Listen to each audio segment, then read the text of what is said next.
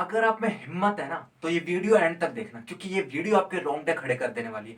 और जिन प्रॉब्लम्स को आप गिन गिन के गिनाते रहते हो ना बार बार कि मेरे पास ये रोना है, मेरे पास वो रोना है, रोते रहते हो 24 घंटे की ये प्रॉब्लम वो प्रॉब्लम, आपको असली औकात पता लग जाएगी कि एक्चुअल में वो प्रॉब्लम है ही नहीं। मैंने तो प्रॉब्लम अभी देखी भी नहीं है, इतनी बड़ी बड़ी प्रॉब्लम लाइफ में होती भी हैं। वो सारे बहाने आपके चुटकियों में खत्म हो जाएंगे। हिम्मत है तो एंड तक देखना, स्पेशली यदि फीमेल हो तो जरूर देखना।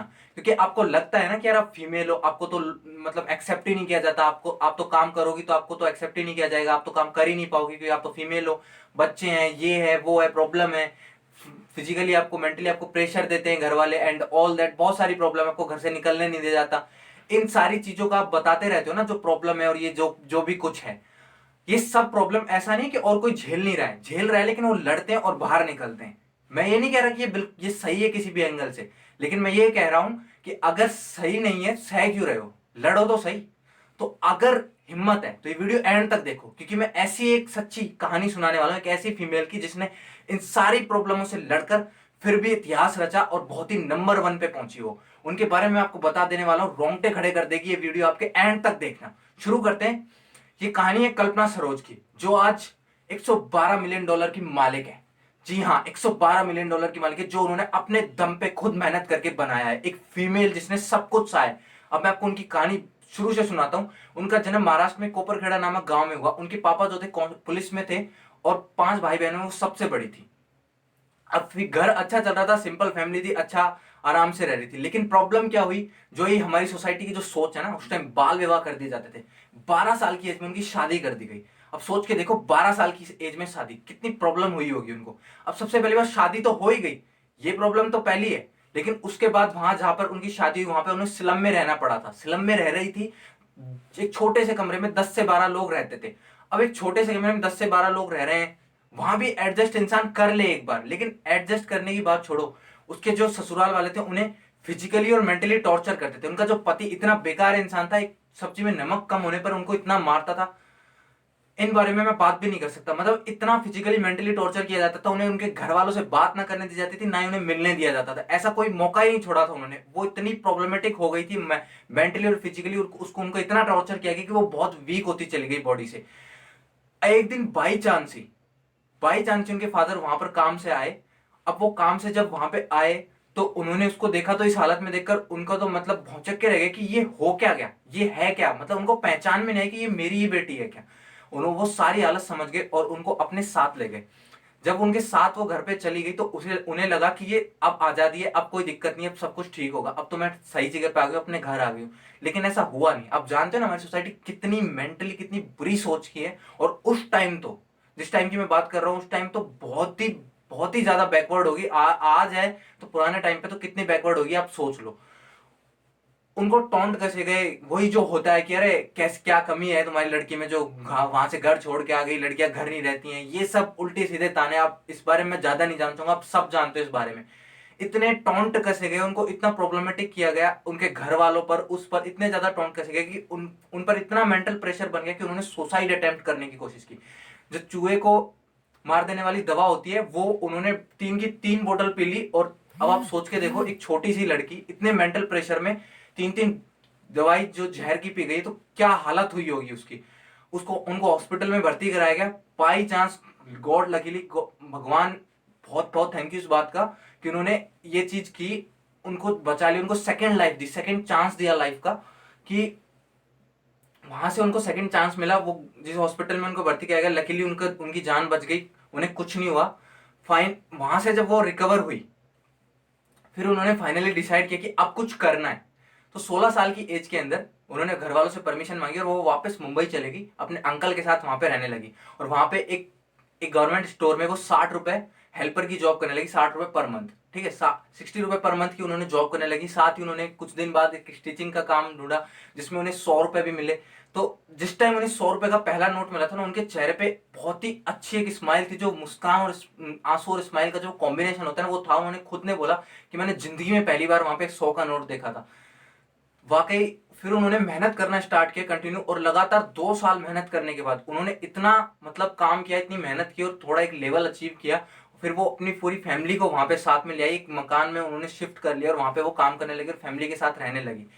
लेकिन उसी टाइम कहते हैं ना कि जो अच्छे लोग होते हैं, जो मेहनत कर रहे होते हैं, उनको भगवान परीक्षा बार बार लेता है, और इतनी लेता है कि बहुत ही ज्यादा हद हो जाती है यार।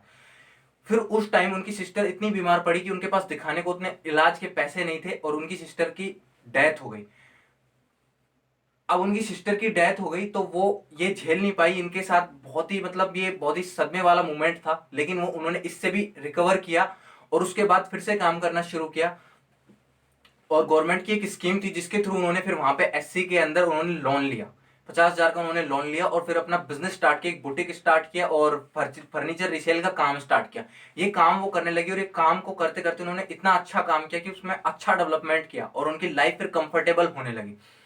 अब जब ये लाइफ कंफर्टेबल हो रही थी, सब चीज बढ़िया चल रही थी, उनकी लाइफ धीरे धीरे बढ़िया चल रही थी, सब कुछ सही हो रहा था, तभी एक इंसान आता है, एक आदमी आता है, वो उसे लैंड बेचनी होती है अपनी, उसे अपनी लैंड बेचनी होती है, और वो कहता है कि मुझे 2.5 लाख दे दो, क्योंकि उसे अर्जेंसी थी।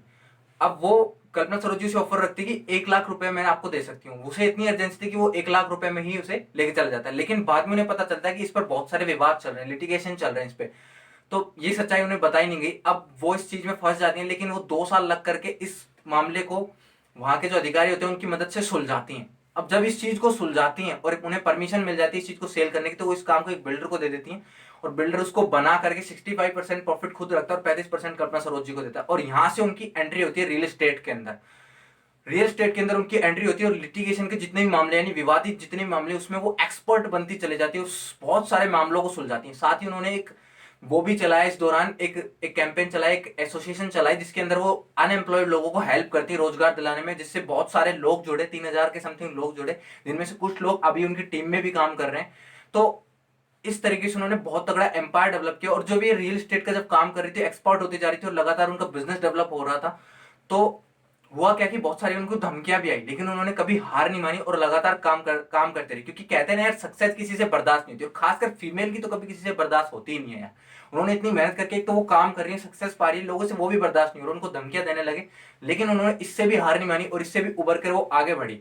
अब जो लिटिगेशन की उनकी जो एक्सपर्टीज थी, वो इतनी फेमस होती चली गई धीरे धीरे, कि जो एक कंपनी थी कमानी ट्यूब्स नाम थे, उन तक ये बात पहुंची। कमानी ट्यूब्स इतनी लॉस में चल रही थी, 116 करोड़ का लॉस था उस कंपनी के अंदर, 116 करोड़ का लॉस, और 140 केसेस चल रहे थे उस कंपनी पर लिटिगेशन के, यानी विवाद चल रहे थे, 140 विवादों के केस चल रहे थे उस कंपनी पर, 116 करोड़ का लॉस था। अब 1989, 90, 98 और 99 में उन्होंने जब इस कंपनी को ज्वाइन किया, तो उन्होंने इस पर मेहनत करना चालू की, उसमें कुछ लोगों की टीम को उन्होंने बांटा, कुछ लोगों को डिसाइड किया, और कुछ टीम बनाई, अलग अलग लोगों को अलग अलग एक्सपर्टीज के हिसाब से उन्होंने काम दिया, और 2006 तक उन्होंने बहुत ही हार्डवर्क किया इस कंपनी पे। एज 2006 में जाके वो चेयरपर्सन बनी उस कंपनी की, तो इस टाइम उन्होंने बहुत हार्डवर्क किया, फाइनेंस मिनिस्टर एंड ऑल सभी को मतलब कन्वेंस किया उन्होंने, और उस कंपनी के चार्जेस जो है बैंक के थ्रू उन्होंने पेनल्टी को वेव करवाया, और कुछ और लोन लिया उन्होंने, उसी जो प्रिंसिपल था उनका, जो पहले से लोन उनका बचा हुआ था, उसका कुछ 24% अमाउंट कुछ उन्होंने लोन लिया, और उस लोन के थ्रू उस कंपनी के रिवाइवल पे उन्होंने काम किया, और उनको इस चक्कर में अपनी कुछ प्रॉपर्टियां भी बेचनी पड़ी, कुछ प्रॉपर्टी बेची, कुछ पैसे उन्होंने उस कंपनी में इन्वेस्ट किए। बिल्कुल लॉस मेकिंग कंपनी को उन्होंने मेहनत करके फाइनली 2011 के अंदर 10-12 साल जब उन्होंने अच्छी मेहनत की इस कंपनी पे, तो 10-12 साल मेहनत करने के बाद फाइनली 2011 के अंदर उस कंपनी ने 3 करोड़ का प्रॉफिट किया, और आज वो कंपनी सक्सेसफुली चल रही है, 5 करोड़ पर ईयर का प्रॉफिट कर रही है। और आज जो है कल्पना सरोज जी की जो नेटवर्थ है 112 मिलियन डॉलर है। कमाल की बात है, जो बंदी जिसने एक 10 बाई 5 के सॉरी कमरे में जिन्होंने अपना जीवन बिताया था कभी, आज वो 5,000 स्क्वायर फीट के मकान में रहती हैं, 5,000 स्क्वायर के घर में रहती हैं। सोच के देखो, 112 मिलियन की नेटवर्थ उनकी, और इतना सक्सेसफुल बिजनेस, और इतना नाम, और इतने सारे बिजनेस उन्होंने रन किए। और ये मत सोचो कि अभी उन्होंने काम करना बंद किया, अभी भी वो लगातार इन्वेस्टमेंट कर रही है, बिजनेस कर रही है, और 2013 के अंदर उन्हें पद्मश्री अवार्ड से भी नवाजा गया।